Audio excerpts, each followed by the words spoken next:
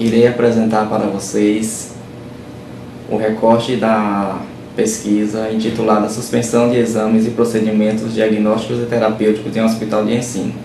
Essa pesquisa ela se caracteriza como um projeto guarda-chuva, vinculada à Comissão de Educação Permanente e Enfermagem, a CEP, do Hospital Universitário Professor Edgar Santos. A equipe foi liderada por mim, Valdeni Almeida da Silva, sou enfermeiro deste hospital.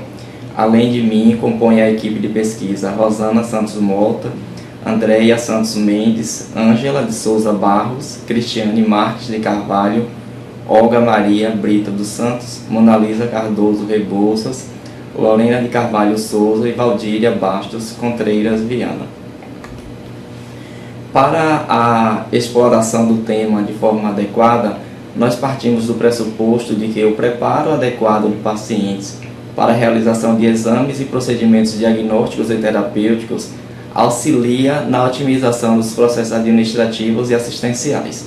Bom, diante disso, nós sabemos que, então, a otimização desses processos assistenciais ao paciente ajudam a racionalizar os recursos disponíveis, sobretudo porque nós temos uma demanda grande de utilização dos serviços dos recursos públicos vinculados ao SUS, e nós temos esses recursos de forma limitada, ou seja, uma demanda ilimitada e recursos limitados.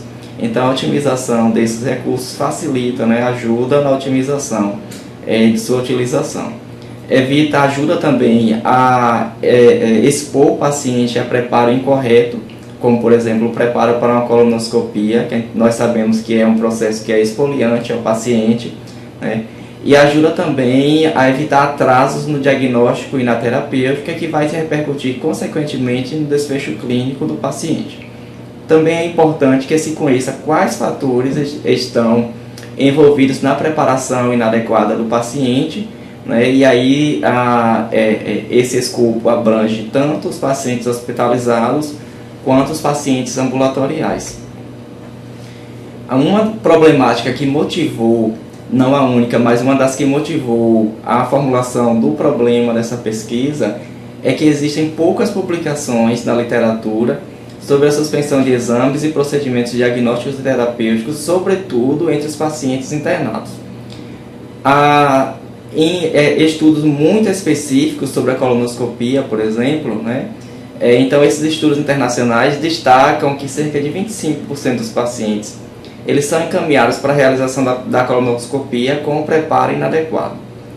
A remarcação de uma colonoscopia pode ainda aumentar os custos com esse exame entre 12% e 22%. Um estudo que foi realizado na França estima que em torno de 20 mil colonoscopias realizadas anualmente são devidas a remarcações por inconformidades no preparo adequado desse paciente, quando esse preparo poderia ter sido otimizado e realizado da forma correta, sem a necessidade de remarcação desse exame. Diante disso, nós acreditamos que a informação sobre a suspensão de exames e procedimentos diagnósticos e terapêuticos seja importante, pois se constitui como um indicador da resolutividade dos serviços e da qualidade do atendimento prestado a pacientes internados e a pacientes ambulatoriais também. Nós aqui no hospital desenvolvemos uma série de ações que culminaram com a formulação desse projeto. Então, ainda no ano de 2019, a Comissão de Educação Permanente e Enfermagem, a CEP, ela desenvolveu uma atividade educativa sobre o preparo de pacientes internados para a realização de exames e procedimentos diagnósticos e terapêuticos. Essa atividade ela se realizou na modalidade itinerante, ou seja, nós abordamos os profissionais da equipe de enfermagem diretamente nas unidades assistenciais e fizemos as orientações e as discussões relacionadas ao tema. Diante dessa atividade, nós percebemos que havia algumas questões relacionadas ao preparo, relacionadas à comunicação entre as unidades de origem dos pacientes e a unidade e o centro diagnóstico por imagem, Também percebemos a necessidade de uniformizar, de sintetizar essas orientações quanto ao preparo adequado do paciente. Diante disso, foi formulado e publicado na intranet do hospital um guia com as orientações gerais de preparo dos pacientes para a realização dos exames diagnósticos e terapêuticos, né?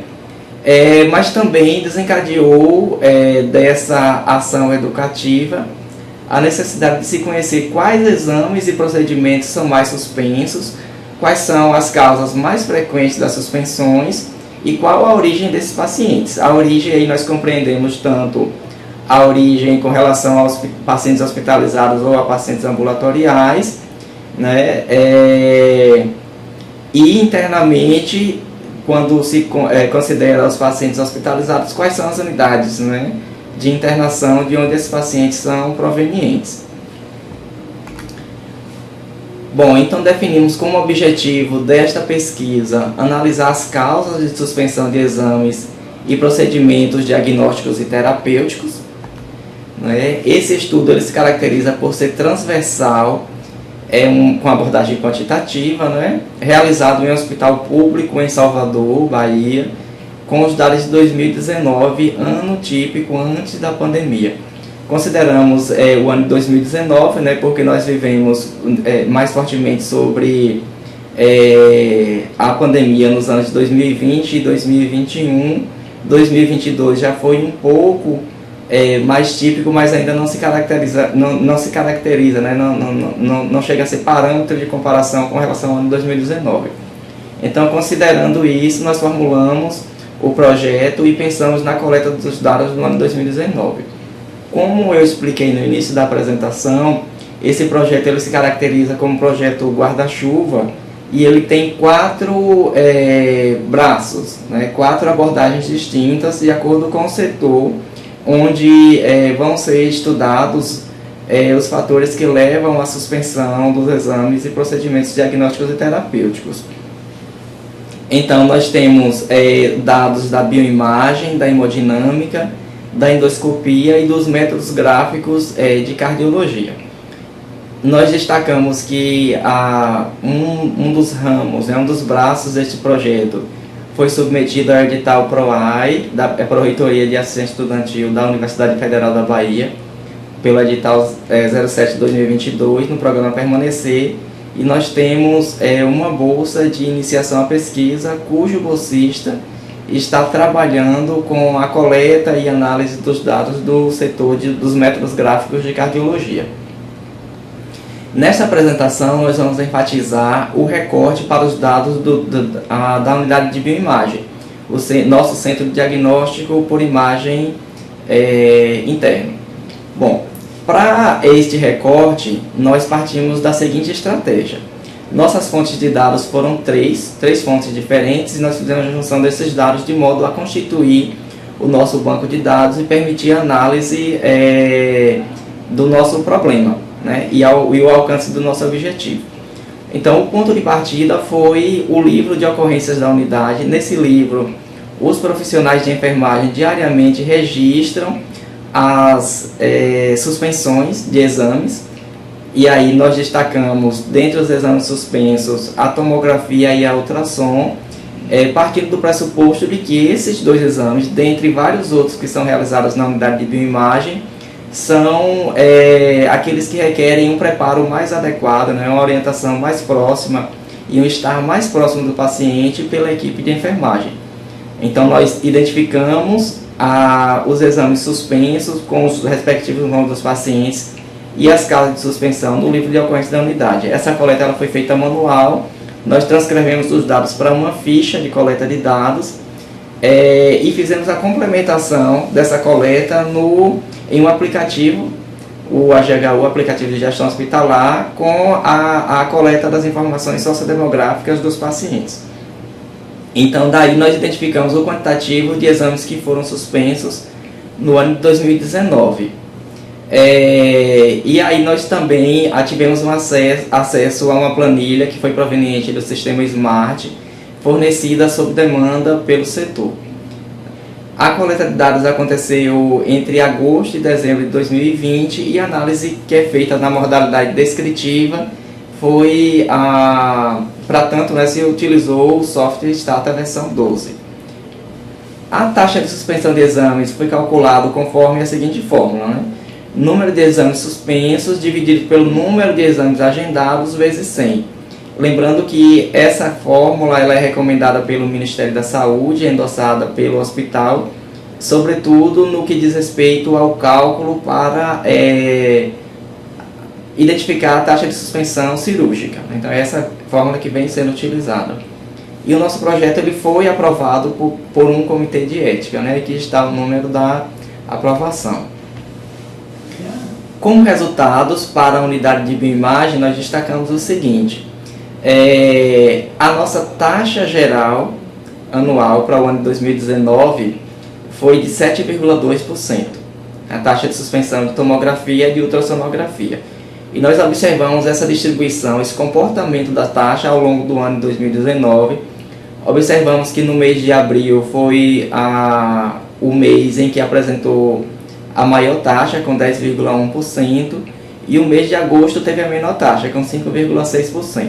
Né? E aí nós pensamos, a que se deve essa elevação da taxa no mês de abril? Né? E aí nós podemos justificar isso por algumas questões estruturais, como por exemplo, questões relacionadas aos elevadores, né? Eventualmente os pacientes que estão nas unidades de internação necessitam de transporte por elevadores para chegar à unidade de bioimagem.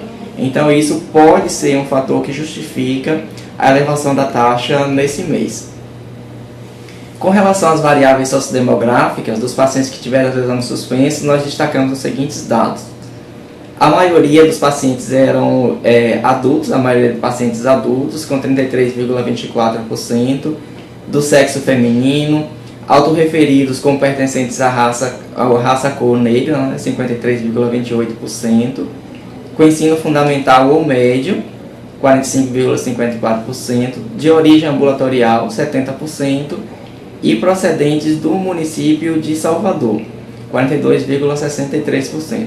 Em todos os casos, nós destacamos que existia uma grande quantidade de registros de suspensões, nas quais não foi possível resgatar a caracterização completa dos pacientes, ou seja, a falta de registro, né, tanto com relação à causa quanto com relação aos dados sociodemográficos. Isso não permite, nós temos um percentual elevado em todas as características, em todas as variáveis, que não permite fazer a caracterização completa dos pacientes, por conta da falta de registros. Nesta tabela 1, nós destacamos os motivos de suspensão dos exames de imagem. Né? E aí nós observamos que a diferença entre a suspensão de ultrassom e a suspensão de tomografia é em torno de 1 ponto percentual, ou seja, não teve uma diferença muito grande na suspensão entre um tipo e outro tipo do exame. E o principal motivo que se destaca como sendo causa de suspensão foi o absenteísmo ou atraso do paciente, com 50,07%. Nós chamamos a atenção para esse dado porque um dos motivos que disparou a necessidade de formulação desse projeto foi a suposição de que a maior causa de suspensão era por preparo inadequado do paciente, aí envolvendo a equipe multiprofissional, sobretudo a equipe de enfermagem. Quando, pelos resultados, nós observamos que o preparo inadequado do paciente foi cerca de 5 vezes menor do que o absenteísmo, ou seja, o absenteísmo é a causa principal. Né? E aí nós temos outros resultados, como a falta de exames da função renal, a suspensão pelo solicitante. Quando se avalia o paciente, observa que não é mais necessária a realização do exame, a falta de condição clínica do paciente, sobretudo nos pacientes que estão gravemente enfermos, nas unidades de terapia intensiva, e o transporte momentaneamente não é indicado para aquele paciente, né? Dentre outras causas que tiveram um percentual menor, como pode ser observados aqui na tabela 1. A tabela 2 apresenta a caracterização do preparo inadequado como motivo para a suspensão de exames, né, de imagem. E aí nós temos como principal causa de preparo inadequado a alergia sem sensibilização adequada, ou seja, quando o paciente necessita ser submetido a uma tomografia na qual é necessária a utilização de um meio de contraste, porém o paciente precisa passar por um processo de sensibilização prévia. Depois nós temos a falta de jejum, com 17,14%, a falta de condição de acesso venoso, o uso de adornos, mas foi muito insignificante, e alguns casos sem registro, com 4,29%. E trazemos como discussão o entendimento do problema sobre o ponto de vista das repercussões que ele causa sobre o paciente e das repercussões que ele tem para o sistema de saúde. Aí nós pensamos no sistema de saúde em uma forma micro, ou seja, nas repercussões na própria unidade de bioimagem, nas repercussões no hospital e nas repercussões no SUS de uma maneira ampliada, porque esse problema ele vai se reverberar e vai repercutir no sistema de saúde como um todo. Então, pensando do ponto de vista das repercussões sobre o paciente, nós podemos entender que a suspensão de procedimentos agendados, provoca no paciente a sensação de frustração, de impotência, de falta de resolutividade e da perda de credibilidade no próprio serviço. Bom, e outras questões também perpassam o entendimento desse problema, como, por exemplo, isso pode se repercutir no prolongamento da hospitalização e, com isso, no aumento dos riscos à segurança do paciente, como, por exemplo, o risco de quedas, risco de lesão por pressão, risco de infecções relacionadas à assistência à saúde, todas elas decorrentes da maior permanência no ambiente hospitalar. Reverbera também no maior consumo de materiais e medicamentos, no retardo da definição diagnóstica e, consequentemente, na implementação de condutas terapêuticas, e podemos afirmar também no desfecho clínico do paciente em tempo oportuno.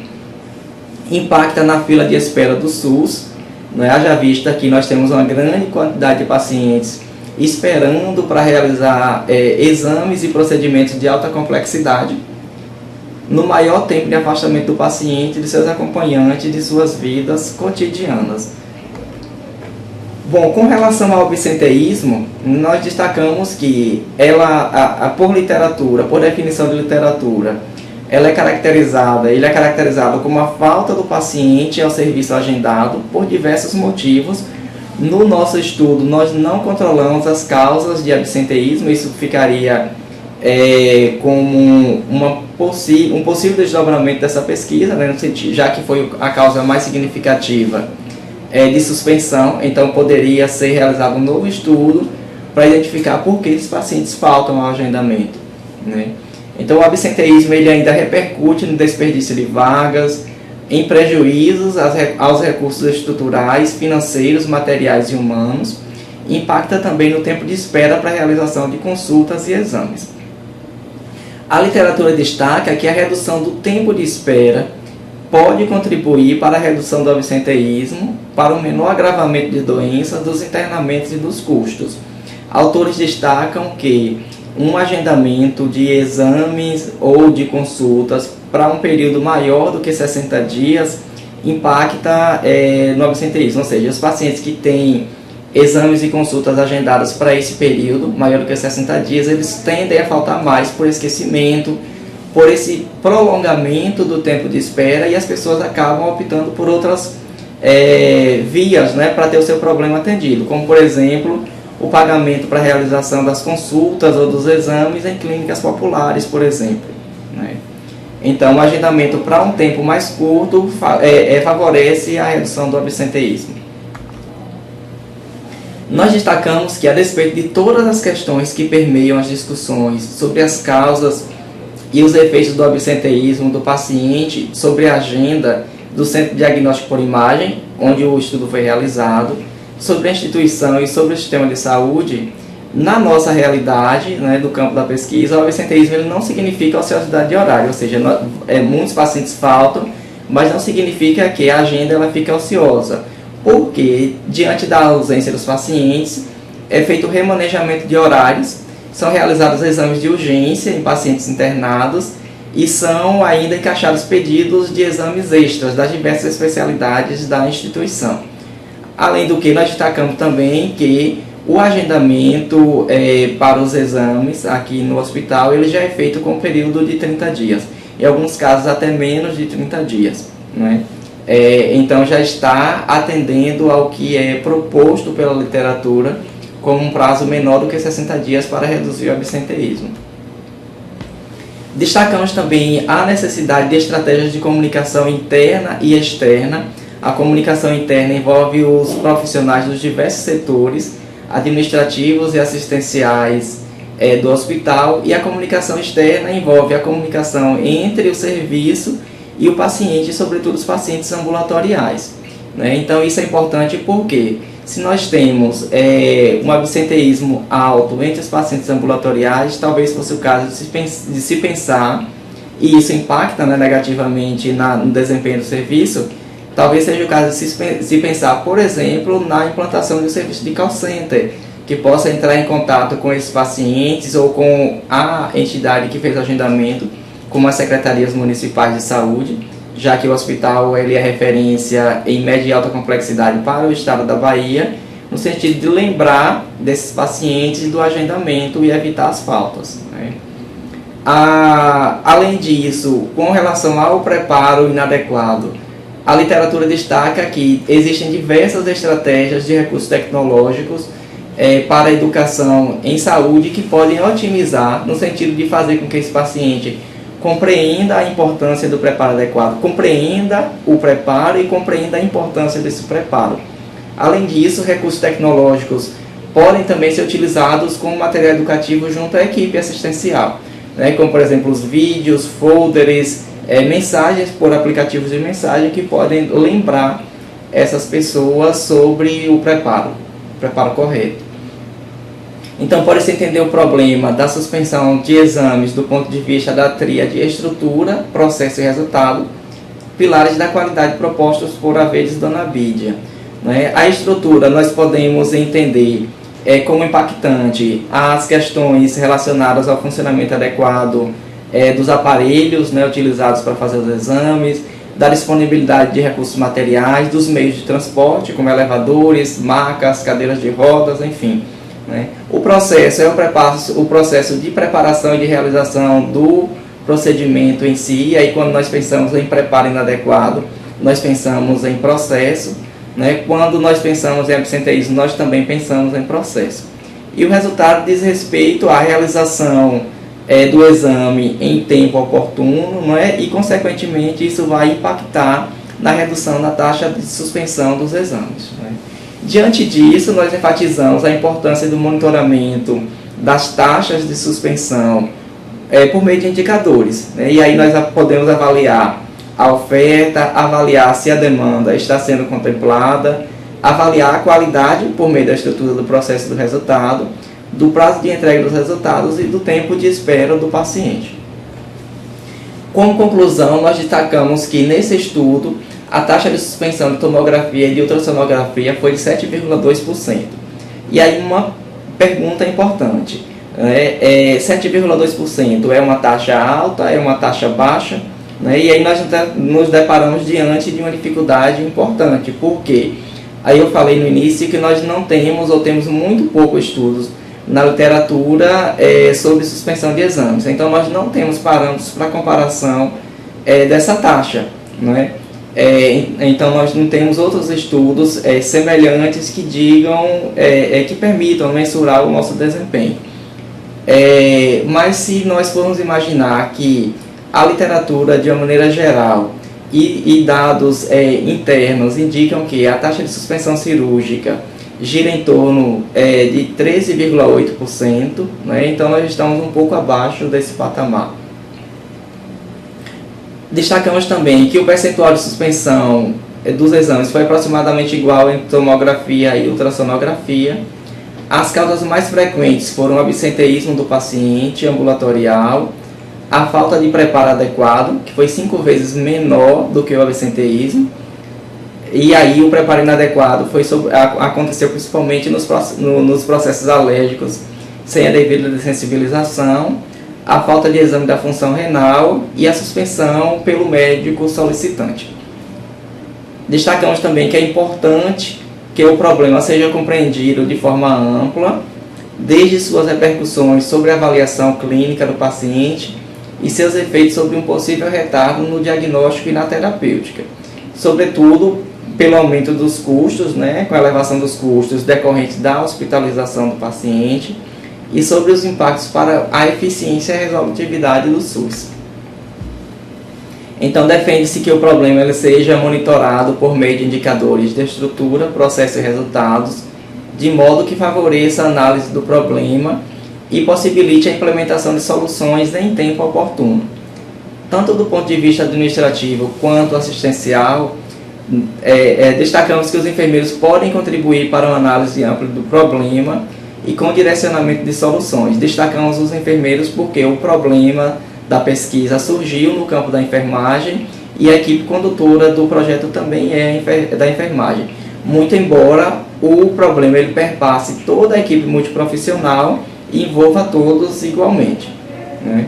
Destacamos ainda como limitações da pesquisa a ausência de registros em parte significativa das variáveis estudadas e a falta de parâmetros para a comparação dos resultados, como eu destaquei anteriormente, né, a inexistência ou a escassez de estudos publicados que estudem, né, que destaquem os dados referentes à suspensão de exames e procedimentos diagnósticos e terapêuticos. Então, isso limita a nossa comparação, né? Aqui foram as referências utilizadas para a realização desta apresentação.